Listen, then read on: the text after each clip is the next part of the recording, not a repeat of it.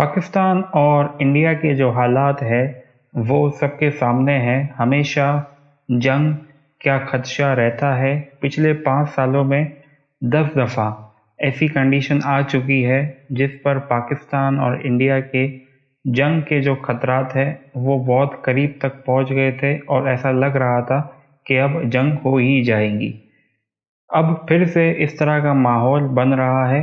कुछ दिन पहले कश्मीर में इंडिया के 5 फौजियों को हलाक कर दिया गया, जिसका इल्ज़ाम हिज़्ब-ए-आल उन्होंने पाकिस्तान पर लगाया और अपनी गलती और अपनी कोताही और अपनी इंटेलिजेंस फेलियर का कहने की बजाय पाकिस्तान पर इल्ज़ाम लगा दिया। जिसके बाद इंडिया के आर्मी चीफ का एक बयान सामने आया था और उन्होंने ये कहा था कि हम पाकिस्तान से इसका बदला लेंगे और जो फौजी मरे हैं उनका खून रायगा नहीं जाएगा और हम उसका हिसाब लेंगे।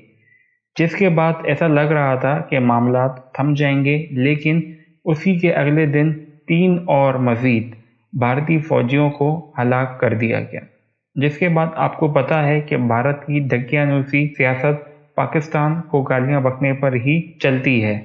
तो जिसके बाद मोदी गवर्नमेंट के ऊपर बहुत प्रेशर आया, क्योंकि अब कोई इलेक्शन नहीं है, अब कुछ नहीं है, तो इंडिया के लोग ये कहने लगे कि नरेंद्र मोदी उतना एक्टिव नहीं दिख रहे क्योंकि अब कोई इलेक्शन नहीं है। जिसके बाद इंडिया ने LOC पर फायरिंग जो है वो शदीद हद तक पहुंचा दी है, जिसका जिक्र DGISPR ने किया और उन्होंने ये कहा कि हर बढ़ते दिन के साथ अमवातों और फायरिंग में इजाफा होते जा रहा है।